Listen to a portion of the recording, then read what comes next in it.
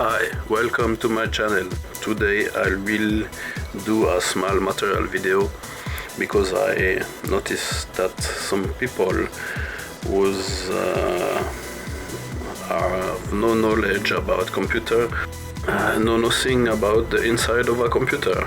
I will show you everything what you need to know and give you some advice that you can build a reasonable price, low budget price computer.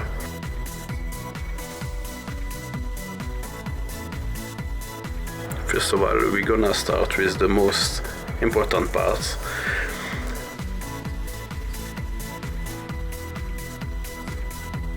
The closet. Here I have a small computer closet, a really simple computer closet.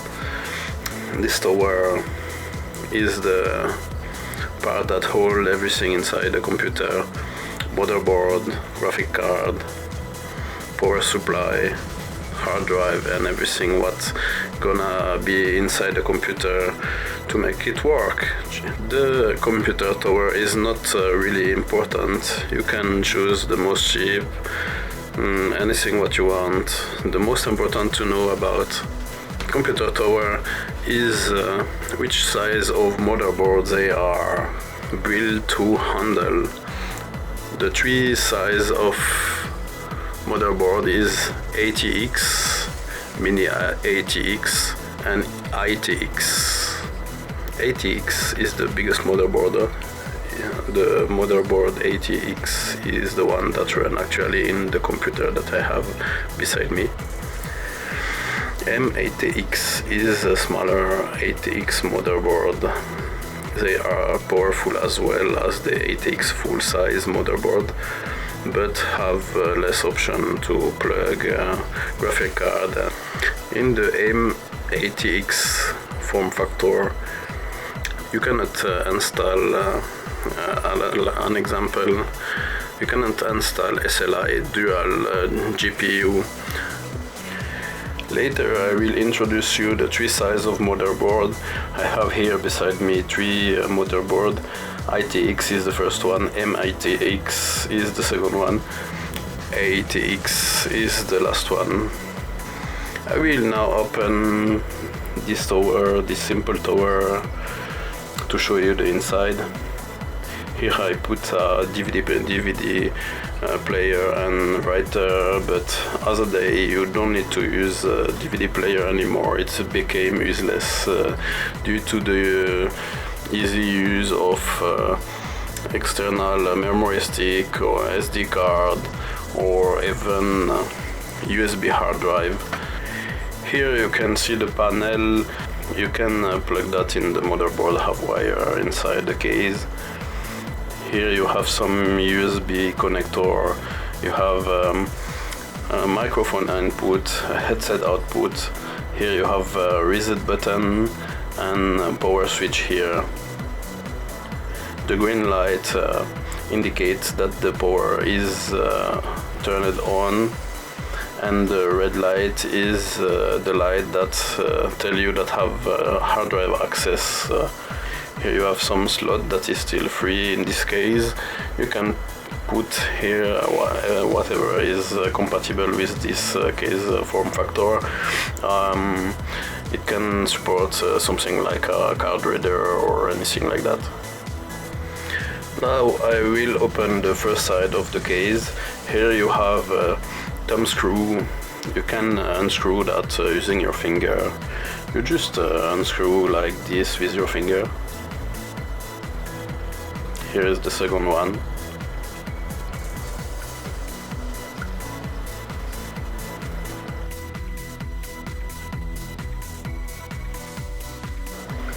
Now I can open the side case, the side of the case.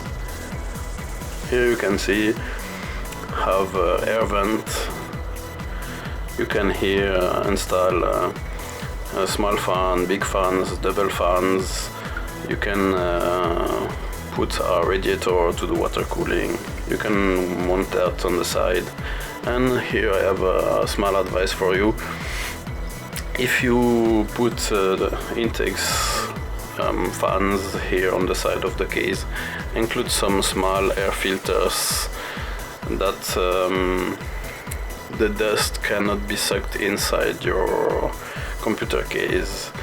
If you have animals, pets, you need to have hair. You need to be careful of that due to the hair of your dogs, cats, or whatever that can be sucked inside the computer, and after some months it make a big mess and you need to clean up everything every 6 months. Here you have a lot of brackets to install the DVD player. Example, here you can install HDD hard drive, SSD hard drive, but you are not it's not an obligation to put all the hard drive inside the case, because you can still plug every hard drive that you want through USB outside of the case. You can store also your data online in the cloud. Personally, I use the cloud due to the safety of your data recovery. Cloud allow you to have safety due to the automatic backup that the provider offer you in the case of cloud storage. If you store your data inside your computer with hard drive is like all material stuff. They can work. If they break, you lose all your data and nobody gonna guarantee you the recovery. That's why I prefer use the cloud to store my data. Here you can see the power supply. I will show you what a power supply look like.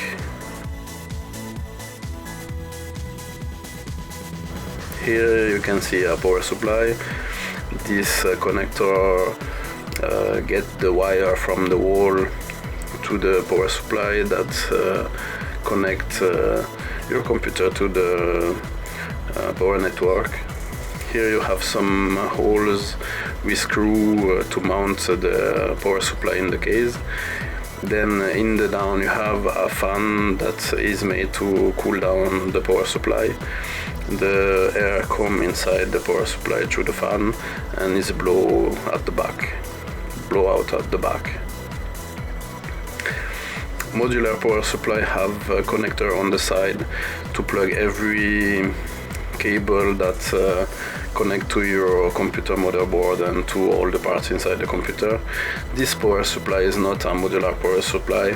When I do a definitive build, I open the power supply and I cut every single cable that is not in use, that the build look as clean as possible.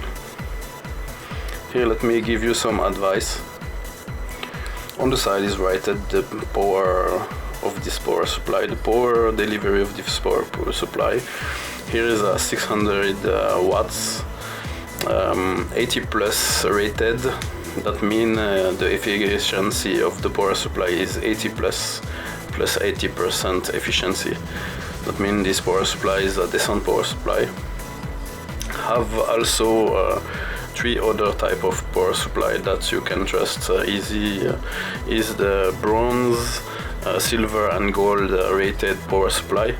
If you want to buy a decent power supply for a small build, a 500 watt power supply, bronze rated 80 plus, you can trust that without any problem. It's gonna deliver sufficient power for your small build or small computer. For sure, if you want to build something that is more that have a more bigger graphic card, more bigger CPU, or if you want to do any kind of overclock, you need to up the wattage that your power supply can deliver. Example, if you put a 3080 NVIDIA graphic card, the latest version that released NVIDIA actually, the power supply, the graphic card alone can consume approximately 300 to 350 watts. then if you have only 500 watts power supply, it's really not gonna be enough to run that graphic card in any kind of computer. Here on this power supply here, the wire are all sleeved with this black coating that the cable look great. In most of the computer actually you have a side panel that is made with glass or plastic materials that you can see through, and whatever the important about a computer case, all the computer case actually are basically doing the same job. The important is that you have a fan for the air intake, a fan for the air exhaust, because simply the parts inside the computer gonna get hot and you need to have airflow to suck the heat outside of the case. Now I will show you the other specification of the inside of the case. Specification, small stuff that you can find in approximately any modern computer cases. Here, what you have. In this hole,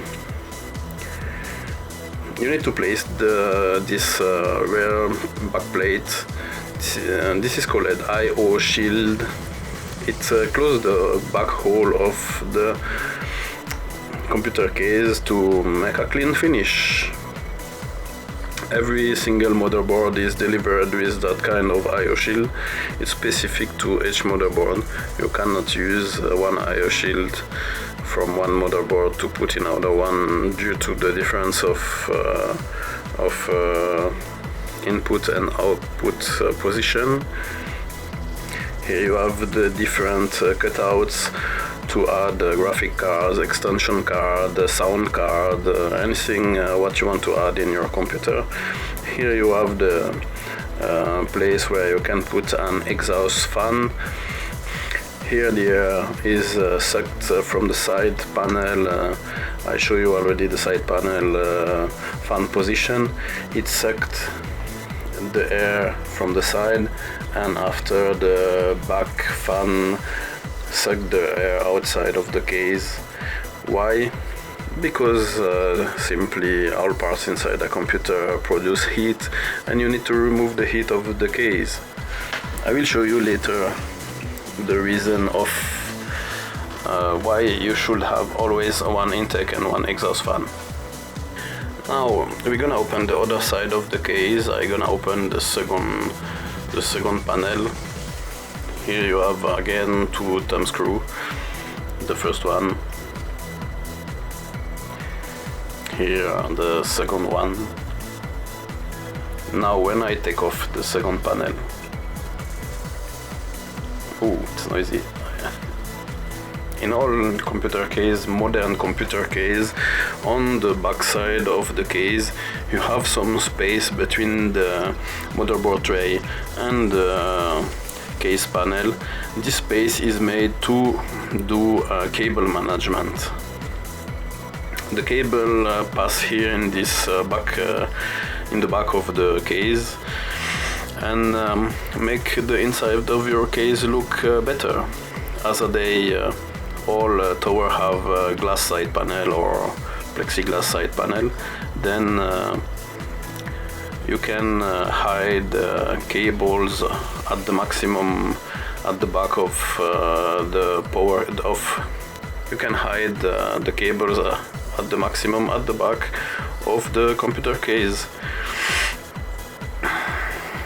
This computer case I paid at €35, and simple motherboard case make the job. The important is that everything fits inside the case. The motherboard, the power supply. Here at the back you have a position for the power supply. You have even air intake in the down. Here I don't know if you see, have the small tab where a screw go inside. This small tab are made to screw the motherboard in place. You put here the motherboard at the back of the case. You screw every hole that here are available in the tabs, and it's done. Your motherboard is in place. Don't forget to put the I/O shield at the back of the case before you put the motherboard inside. In the case of this tower, she can accept two sizes of motherboard, ATX format and M8ATX format. Here you have a ITX motherboard, ASRock H81M ITX. ITX is the most small motherboard size that you can, the most regular size, the most small regular size motherboard that you can find actually. I'm not a specialist, but I guess it's the smallest one. Here it is. I'm gonna show you the motherboard in the good orientation. The size is approximately 17 cm per 17 cm. That's the smallest motherboard that you can actually buy. This one is made for Intel CPU. The CPU is one 4460 i5 CPU. If I'm not mistaken, it's a 4-core 3.5 GHz turbo clock. Here I have 2 sticks of 8 gigs of ballistics Crucial DDR3.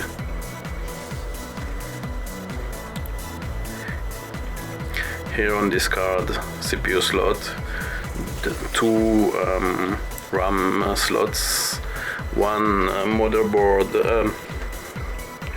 one PC slot to put a graphic card. Here this graphic card came from an old Dell computer. I will show you how you can put it inside the motherboard. You can plug it here, it go like that. I order, actually I don't have any ITX case, but I ordered one. If you want to follow my channel, you can see soon the build of my ITX form factor computer. Subscribe to my channel, put some thumbs up, and you will know automatically when the next video gonna go out.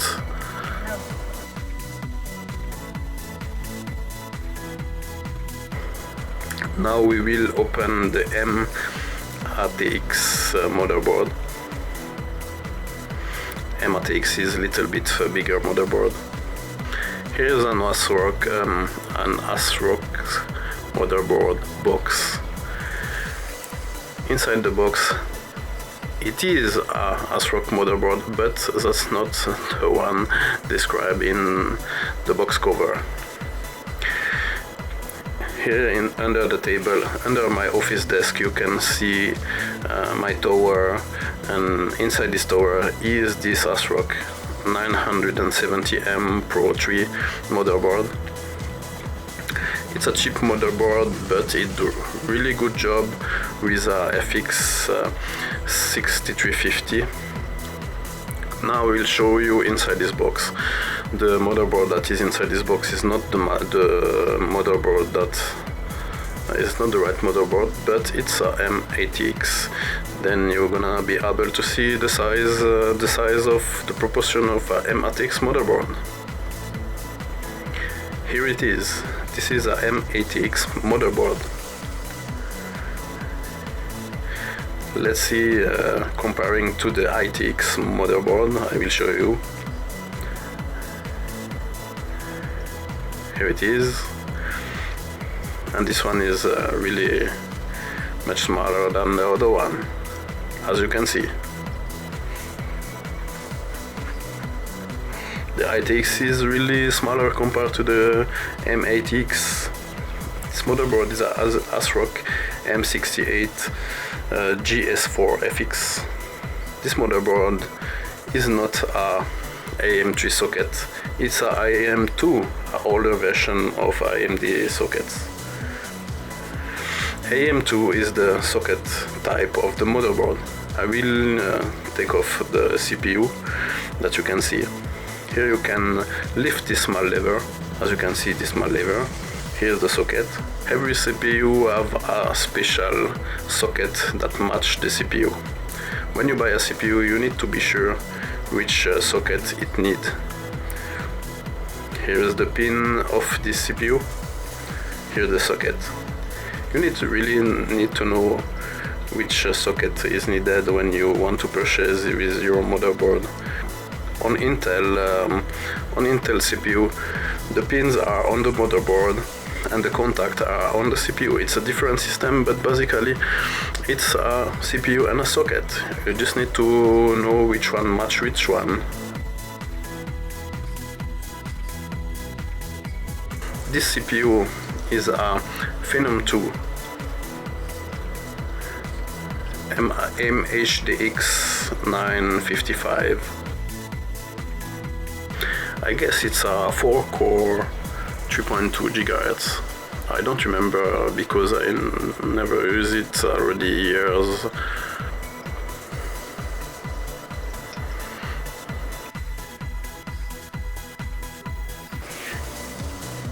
Here it is. If you want to insert your CPU in your socket, you see here you can see a small triangle, a small goldish triangle in the corner of the CPU. Here, look in this corner. Here in the motherboard socket you have also a small triangle. You match the CPU and the socket triangle. You let it fall in place. Without any force, it should go in place, no problem. You close the small lever, and here it is. The CPU is installed. In my point of view, AMD CPU are more easier to install than Intel CPU. The only advantage of Intel CPU system is that the Intel CPU have a small advantage is when you take off the CPU cooler, the CPU stay in place. Sometime with the AMD CPU, when you get the CPU cooler, the thermal paste glue together the CPU, the thermal paste bond together the CPU and the CPU cooler, and when you take off the CPU cooler, the CPU stay to the CPU cooler. Here this motherboard have one PCIe plus two other PCI. Here input outputs. Here the RAM stick. Each motherboard is made for support only one type of RAM. This one is a DDR3 type of RAM. This one is a 8 GB of RAM, one stick. If you want a good setup for cheap, buy only one stick of 8 GB of RAM with good specification. Avoid to put twice for RAM stick. That means avoid to put for 2 times 4 GB. If you put, first of all, I did some tests. 2 sticks of 4 GB are smaller in action as one 8 GB stick. I did some testing myself with the Cinebench and everything. And if you buy only one stick of 8 GB, if you buy only one stick of 8 GB, if you want to upgrade to 16 GB, you just need to purchase another stick of 8 GB and put it in place. If you have 2 times 4 GB stick, when you put them in place and you want to upgrade to 16, you need to take off your 2 stick of 4 and buy 2 stick of 8. That means more money. Here to unmount the RAM stick, you press in the 2 small button that is each side of the RAM stick. Here it is. RAM stick look like that. This one is a RAM stick that was made to overclock. Then it have a small radiator, aluminum radiator. It's made because when you overclock the RAM stick gets a little bit more warm. Personally, my RAM stick never get too hot. I never see that. Mainly because I did not overclock my RAM. In actual motherboard, you have in the BIOS what is called XMP profile. You need to activate them with a RAM that supports XMP profile, and it overclocks the RAM automatically without doing anything. The BIOS, I will explain you a little bit later what it is. Here I will put back this RAM stick. On each RAM stick you have a small tab here, a small notch that need to match the tab inside the motherboard socket. You just put it back like this and press equally on both sides. You heard that click? Here it is, the RAM is back in place. That's all for this M80X motherboard. Now I will open the 80X size motherboard. This is the big sister of this M80X motherboard.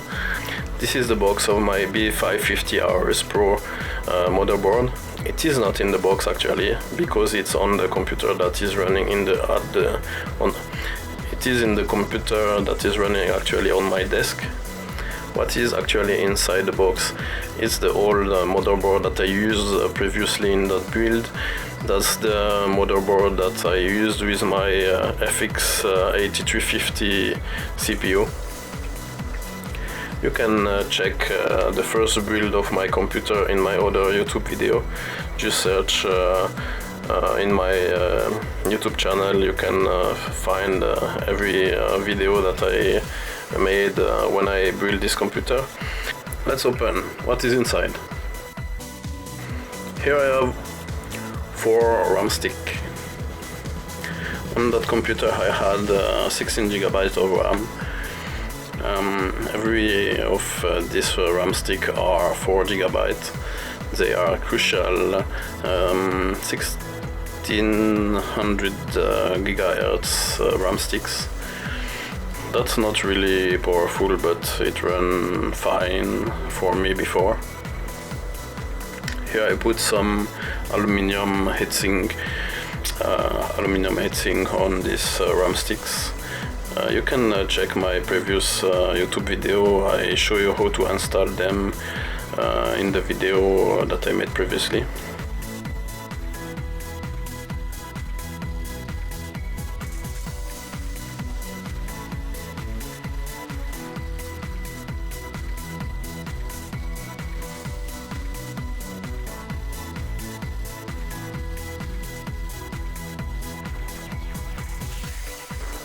This was my previous motherboard with his FX 8350 computer CPU.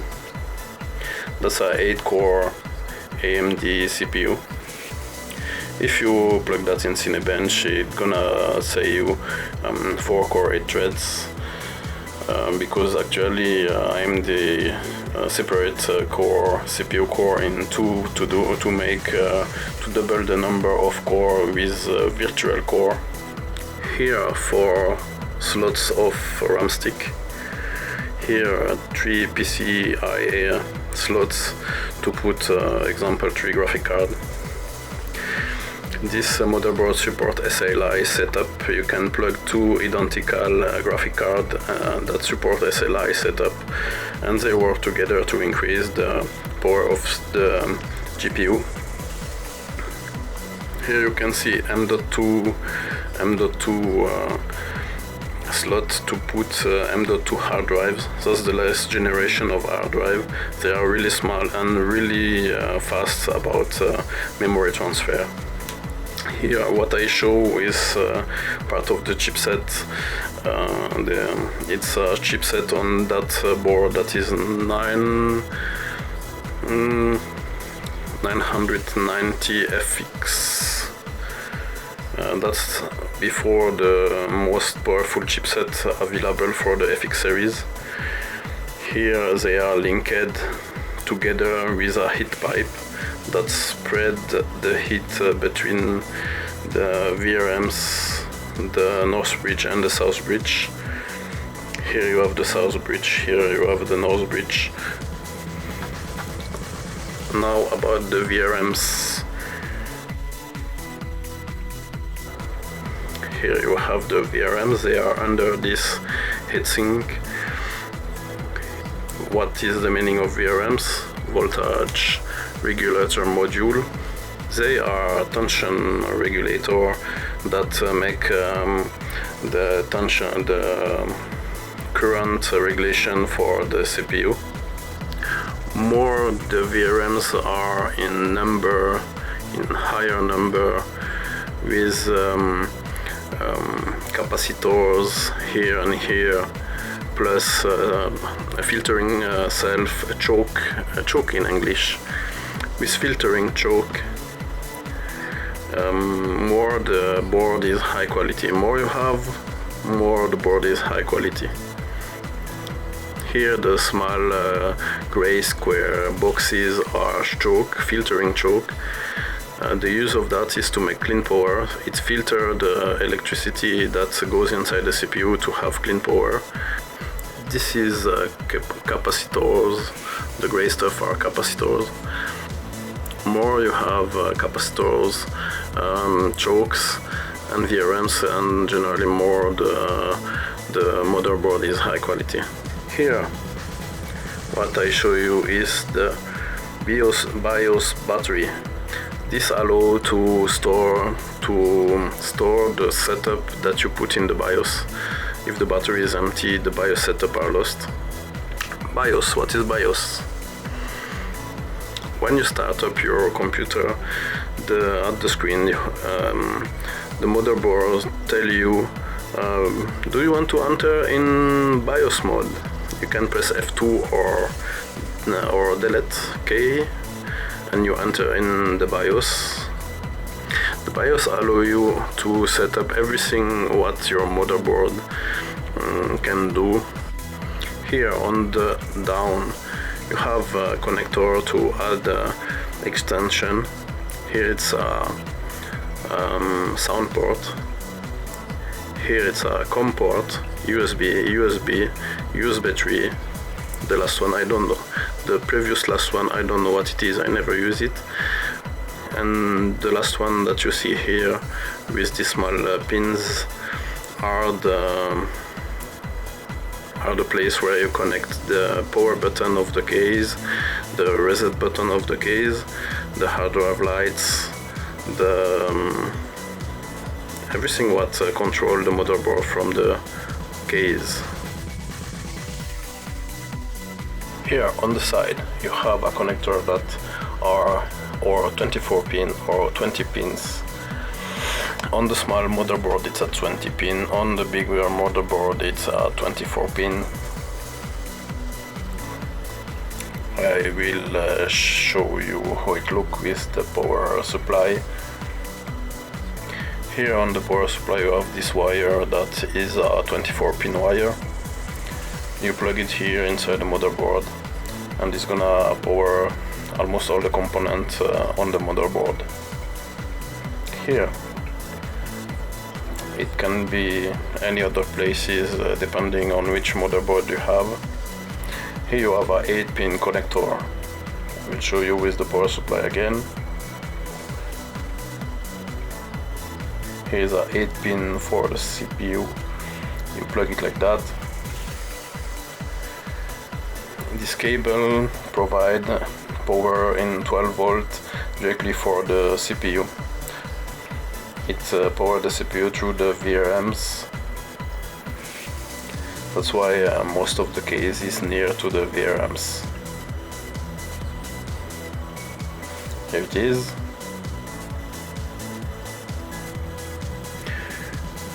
Generally all the power supply have or a single 4-pin in the small, or a 4-pin for the small CPUs. or a 8-pin for the bigger CPU. Generally, small motherboard have 4-pin CPU connector, and more powerful need 8-pin. Here for the 24-pin, it's exactly the same. You have a 20-pin plus 4-pin. The power supply generally are modular. They offer you the ability to have a 20-pin plus 4, then 24-pin. In case of your motherboard need only 20 pins, or if your motherboard need 24 pins, just add the 4 extra pin if it's a 24 pin, and plug it in place.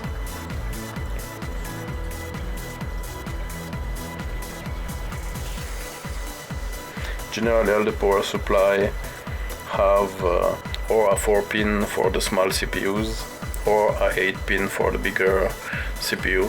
Generally, small motherboard have 4-pin CPU connector, and more powerful need 8-pin. Depending on the situation, just plug the right connector in the right place. Now I explained you already the basics of the 3 sizes of motherboards. Here it's a 8X motherboards.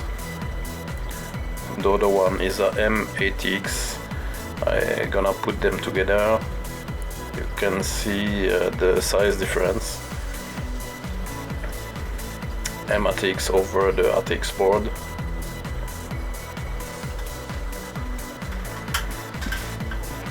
And now the most smallest, the ITX version.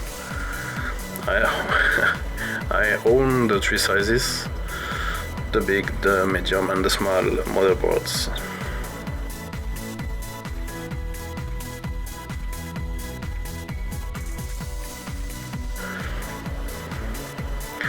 As before the CPU, you will lift the small lever, you get your CPU from the socket. Here is a AM3 socket type. For the FX series of CPU, it's a AM3 motherboard. Here on the computer that run beside me on the table, it's a M4 motherboard and a M4 CPU. It's exactly the same as previously. You have the small goldish triangle in the corner of the CPU, the same in the motherboard socket. Just align them, put the CPU in place. It go inside without any force. You need to know anything about the CPU. If the pins under the CPU get bent, you need to try to make them straight again with a small plier and a magnifying lens to unbend the bended pins, and if the pins get broken, your CPU is dead. Be really gentle when you put back the CPU in place. It needs to fall into place without any forces.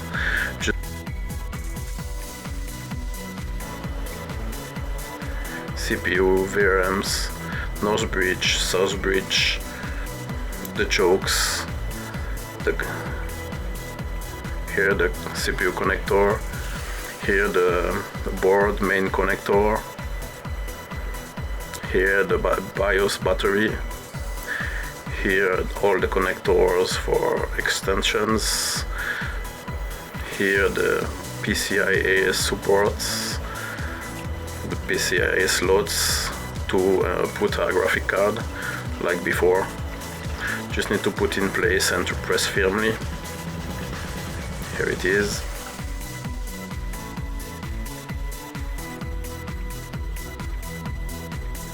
Now you see every 3 sizes of motherboards. As I told you already, if you want to do a small, inexpensive computer that doesn't need many graphic cards and you don't need many options, then my advice is doesn't purchase a ITX motherboard, because it's a special motherboard that is made for smaller form factor computer. It's not for a desktop, it's for portability. You can bring your computer easy with you if you need to work in some client place and you need to go on site with your computer.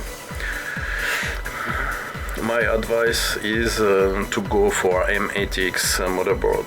Here the VRMs are just few and doesn't have any heatsink, because the Phenom 2 CPU that is on this motherboard doesn't need so much power as FX CPU example.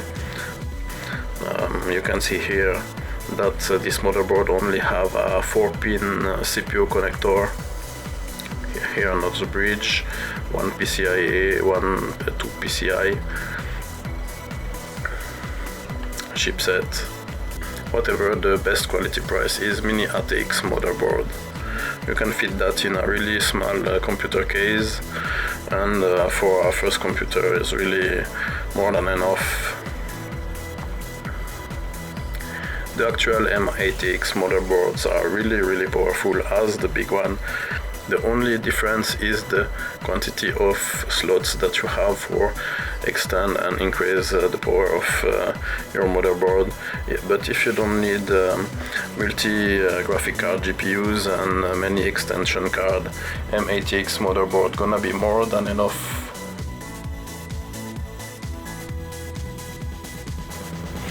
Now let me show you something that is really an important point inside a computer. I told you already that computer parts get warm while your computer is running. One computer CPU gets really warm under load, and you really need to use a CPU cooler.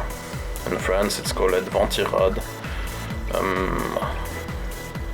CPU cooler, heatsink, anything. Or like my desktop computer, you can put a full water cooling on your computer. Water cooling is made for a more powerful computer. You have to know that air cooler.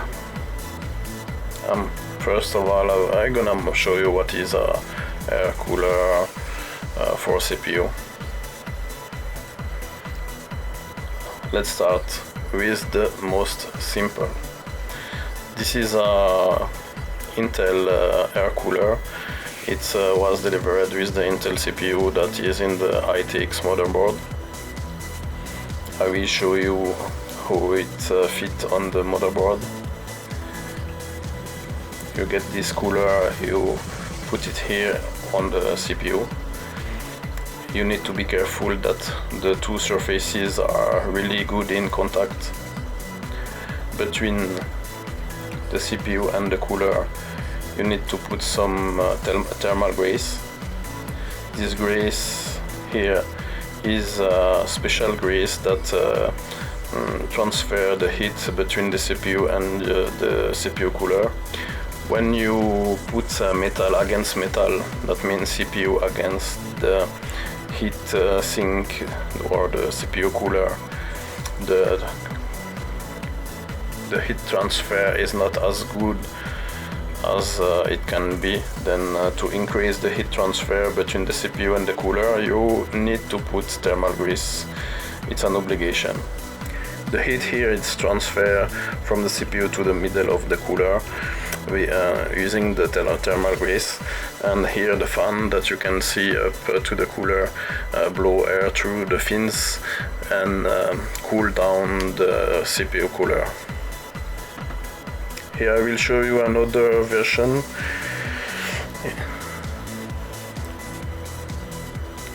Here it's a stack of fins, aluminum fins that have inside copper pipes that go inside the base. In this base you have this copper pipe that pass through, and the fan blow air through the fins and take off the heat from the CPU. I will install this CPU cooler on the M80X board, that you can see how it looks.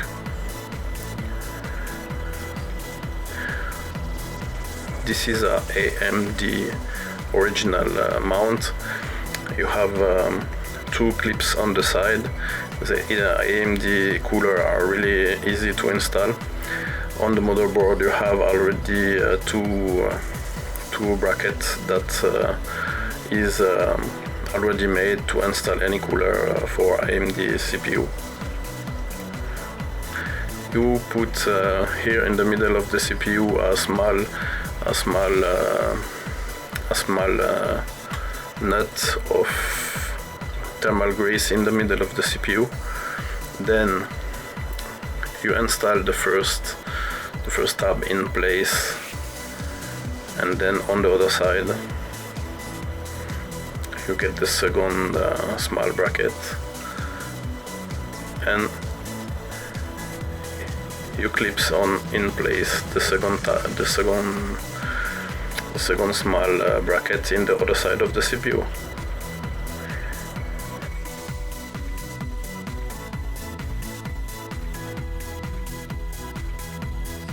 Here one clip, here one second clip, thermal grease between the CPU and the cooler, and it's done. Here how it look. On every single motherboard you can find a CPU fan connector. Most of the motherboard don't allow the motherboard to start the exploitation system if you don't plug the CPU fan in the connector. That's a safety feature from the motherboard. The BIOS don't allow the computer to start to avoid destroying the CPU by overheating. Here this small connector.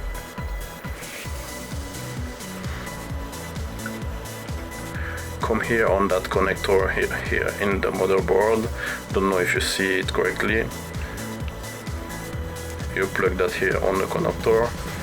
Here it's done.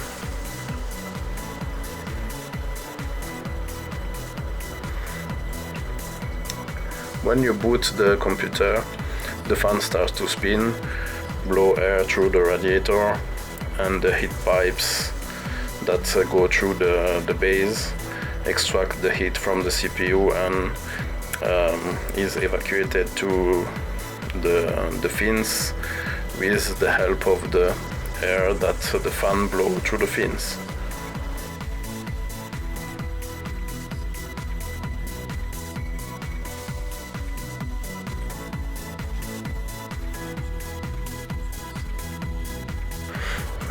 For small CPU that are not really powerful, original CPU cooler or this kind of other CPU cooler that you can purchase on eBay or any shop that sell computer, it's more than enough to cool that small CPU.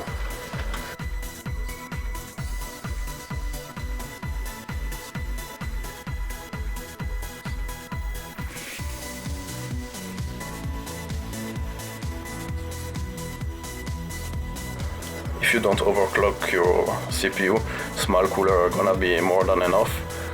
The Intel CPU is a 4460, not K, not Z, then it's not overclockable. That's why the original cooler is more than enough to cool this small CPU. If you want to, if you plan to overclock your CPU, you need to take off the original cooler or the small cooler like the one that I just showed you, and you need to put something bigger in place because your CPU gonna heat really hard. Now I will show you something a little bit bigger.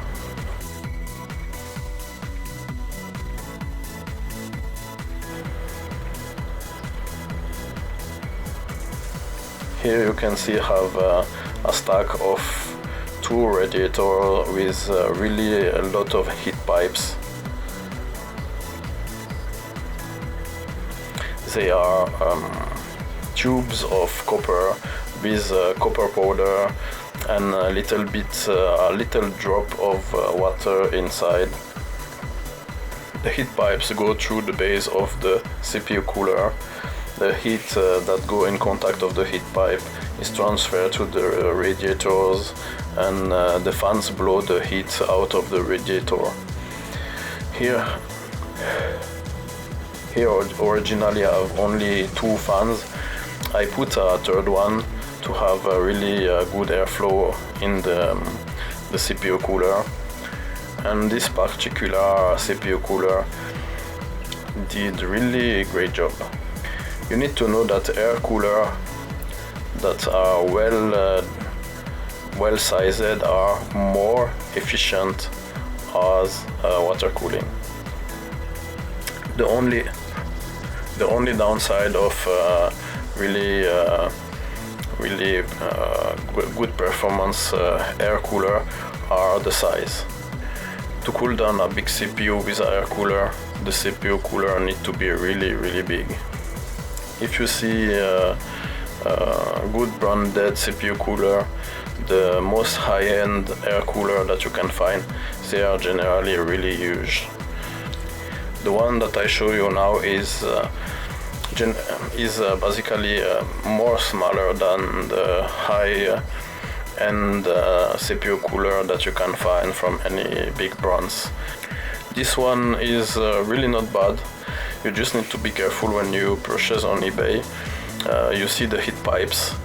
You really need to get as much as heat pipe as you can. This one have 6 heat pipe that pass through the base, and it's really efficient and work really good. But to have performances, more heat pipe is the best. Here on the side you have the 2 wires to plug the 2 first fan, and the one that I add at the back, here's the last wire. Now you know what is Ventirad, CPU cooler, heatsink. I show you. That's really an important point, because if you don't have a CPU cooler, your computer doesn't gonna work. If you try to make work, because you can disable the safety in the BIOS. If you run your computer without a cooler, it's risky and you have a chance to damage your CPU. Don't forget, more heat pipe, the best it is. To put in your computer case, really simple. Just some fan. This one is a Be Quiet. Earlier I showed you the lateral panel of the case. You can put that kind of fans on the side. It sucks the air from the outside inside the case, and after at the back you put another fan, and it sucks the air from the inside of the case to the outside. The back fan of the case allow to extract the heat that came from the CPU cooler. The exhaust fan is really important. You really need as much airflow as possible. The minimum acceptable is 1 intake fan and 1 exhaust fan. The exhaust fan needs to suck the hot air outside of the case. Now we see the RAM. The RAM is really important.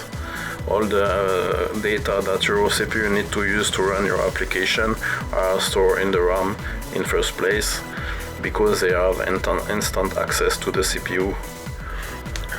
Generally with 8 GB of RAM it's really good, and if you want to upgrade you can put 16. 16 is more than enough for many applications. If you do heavy workload or heavy video editing, maybe you're gonna need to upgrade to 32 GB of RAM, but personally using DaVinci Resolve on my computer with 16 GB of RAM, I notice no any problem and all work really fine. In my actual computer I have a 3900 CPU Ryzen 9, and it's really excellent. 12 core, 24 threads, do the job really fast, and it's really powerful. Now let's talk about hard drive. Here I have 2 types of hard drive that you can purchase. This one It's a SSD hard drive. It's rated here, SSD hard drive. Here's the new generation. The advantage of a new generation SSD hard drive is the transfer of the file between the hard drive and the computer is really faster as a HDD old generation. Here is an HDD hard drive. I'm gonna show you.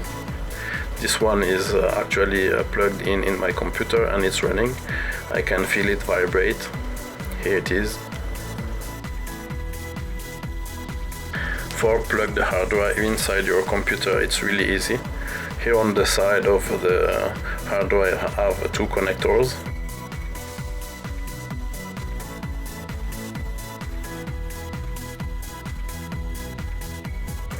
Here on the connector of the cable you have small tab that doesn't allow the connector to plug in the wrong side.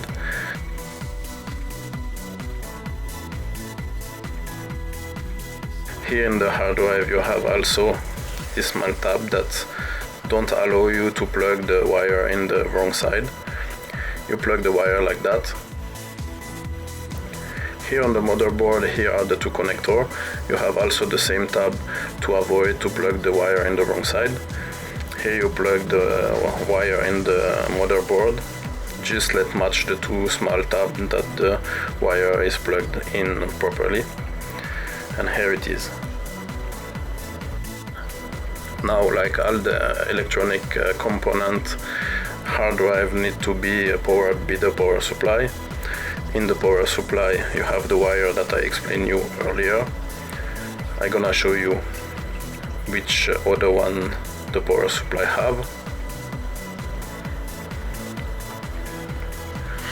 I forget to show you one of the important connector if you have a big graphic card in your computer. Here this connector is a 6 pin plus 2 pin. That means 6 plus 2, that means 8 pin. This connector is specially made to power the big graphic cards. Actually, almost all the big graphic cards have an extra connector because they draw more power and they need dedicated power because the PCIe slot cannot provide the whole power that the graphic card is sucking.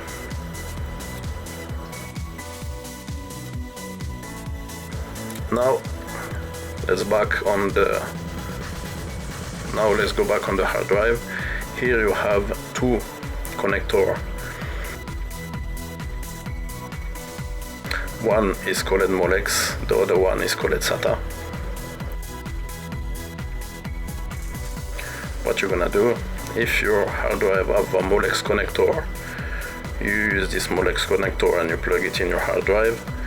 If your hard drive have a SATA connector, you use the SATA connector and you can plug it inside your hard drive.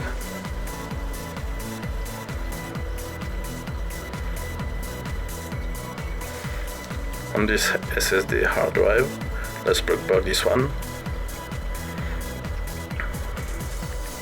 Here on the SATA connector, it's the same, have small tab that cannot allow you to plug the wire in the wrong side. Just plug it in and it's done. The hard drive is plugged in the power. You just need to plug it back in the motherboard and it's done. Generally, if you have only one hard drive plugged in your motherboard, your BIOS gonna boot your computer in the only hard drive that you have installed in your computer. If you already installed Windows on your hard drive, then your computer gonna boot automatically on the only drive that you have, the one that have installed Windows. If you did not have installed Windows already, I will do another video to explain you how to install Windows in your computer. Install Windows takes some time, but it's really not complicated, and I just will guide you in my next video to show you how to install a Windows exploitation system in your hard drive. It's not a problem. Now, what is the difference between SSD and HDD? SSD is a chip-based hard drive. Have chip inside the hard drive, that's why it's so small. The chip is something comparable as your chip that are inside the SD card.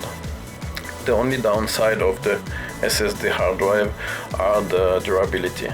They last a little bit less than HDD traditional spinning disk hard drive. HDD. What is inside the HDD? HDD is basically spinning disk with reading head that is on arms and that read the information that is written on the disks. The SSD is really fast in reading and writing inside the memory, and the only downside of the spinning disk is the speed of access to the data inside the hard drive. Spinning hard drive are better for longevity, but have a data transfer that is lower compared to SSD hard drive. That's the only difference between these two technologies. SSD is fast but less reliable. HDD is slow but lasts longer. The solution: get a 250 gigabyte hard drive in SSD for install your operating system and your programs. And if you need to have a big storage, purchase HDD hard drive to store every large file that you want. The SSD is approximately 50 to 60 euro for a 250 gigabytes, and the HDD is like 60 euro for 1 teraoctet. The price comparison, the SSD is more higher. Now you know which difference you have between a SSD and a HDD hard drive. The SSD is not the latest technology, not the fastest. The fastest is the M.2 that I showed you earlier, the slot on the ATX motherboard. The M.2 hard drive can be plugged directly in the motherboard. It's more faster and also more expensive. Me, I don't need them, that's why I don't use them. You need to take your choice.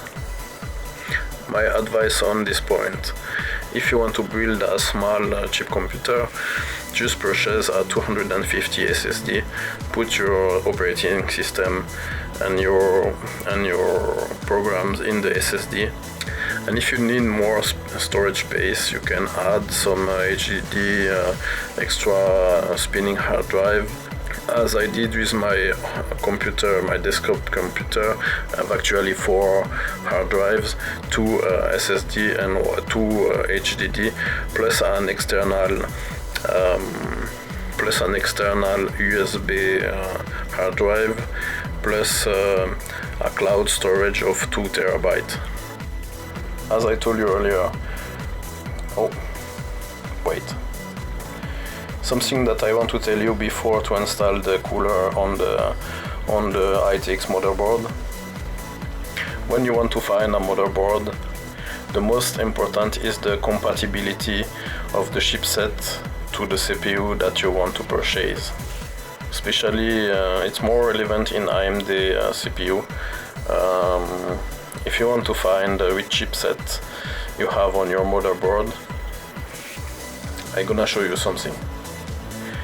Here, I don't know if you see well, but I am on the ASRock website. Here I have the lineup of the B450 chipset motherboard. Here the entry level of motherboard, B450 HDV. Here it is, B450 HDV. You can search by yourself. References of this one is B450M HDV. Motherboard chipset. Socket on this motherboard is M4. That means you can install any modern Ryzen CPU on that motherboard. but this is entry level of motherboard. It do really a good job on any CPU, but personally I don't like to install the bigger CPU in that motherboard due to the less powerful VRM on that entry-level motherboard. Now to see which CPU is compatible with this motherboard, you click on support. Mistake, that's not here. Here it is.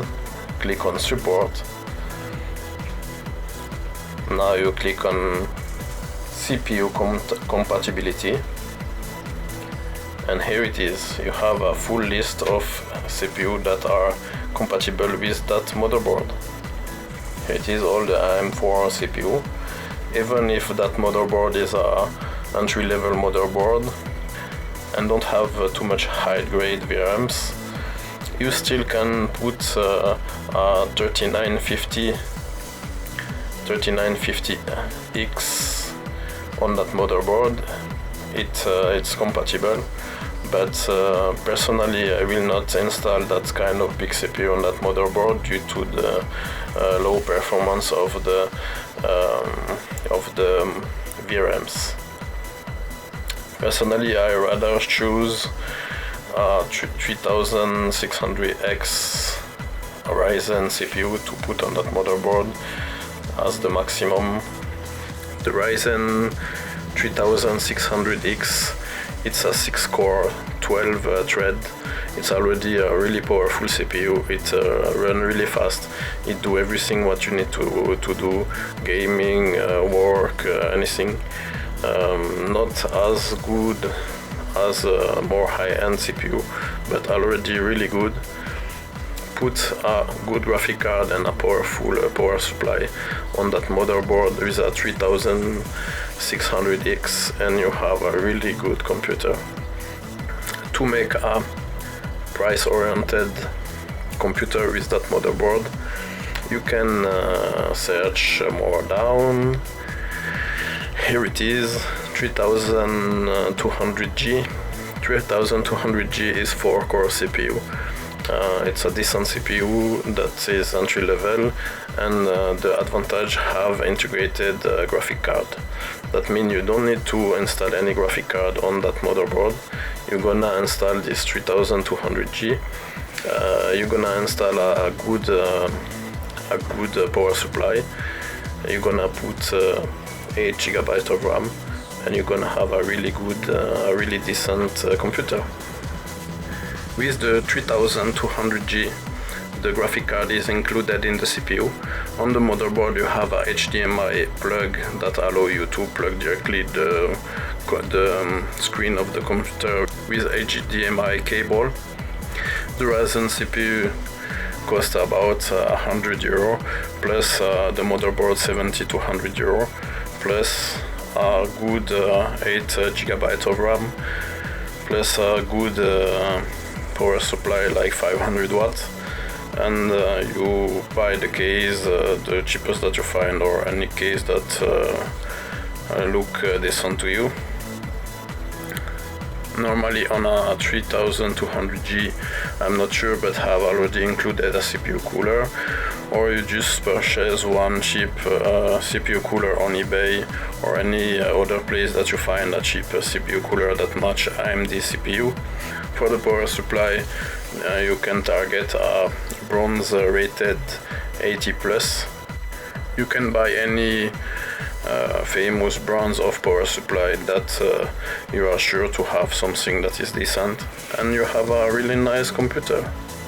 A good list: 250 GB SSD, motherboard M8X, B450, any cheap motherboard that have decent VRMs, 3200G CPU, 8 GB of RAM, good power supply.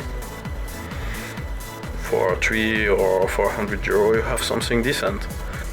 Now I will show you how to install this CPU cooler on that ITX motherboard with thermal paste that you can see how it works.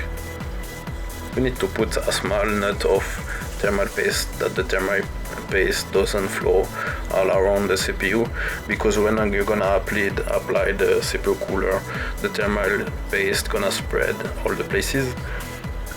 Basically, build your first computer is really easy. You get the motherboard, you put it in the computer case, you plug every cables, you install the RAM, the CPU cooler, you install your hard drive, you install your power supply, and it's almost done. One advice: before you put the motherboard in the case, you can install previously the CPU cooler and the RAM. It's more easy to do it when the motherboard is in your desktop, in your table. You install everything in the motherboard, and after you grab the motherboard and you put it inside your motherboard case.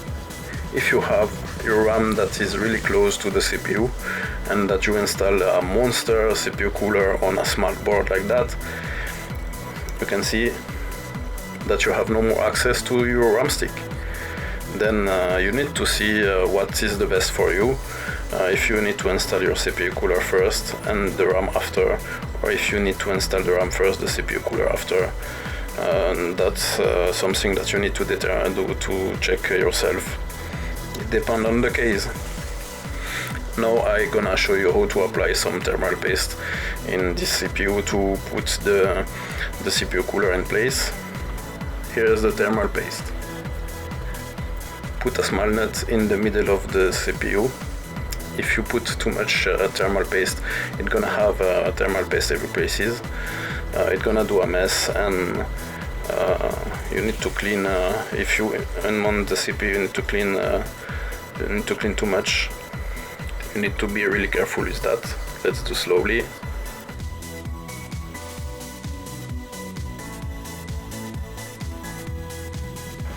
Here it is. I close the tube.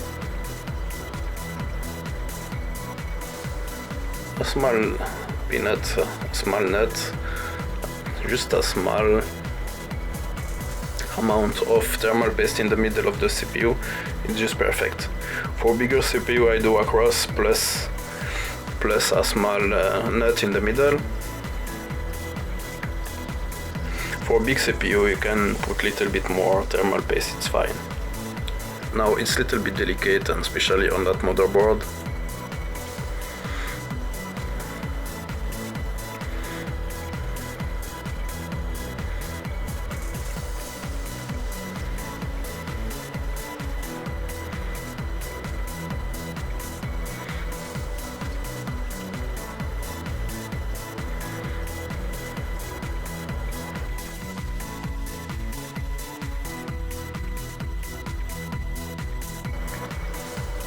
Done.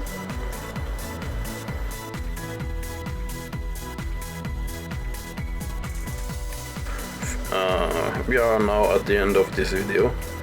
Like always, if you like the video, put a thumbs up. If you don't like the video, put a thumbs down. I will do a lot of content like this one. If you want to follow me, just subscribe to my channel. I hope you enjoyed that video. You can leave some comments, I will read them and reply with pleasure to anyone that asks a question. Have a good day, bye bye.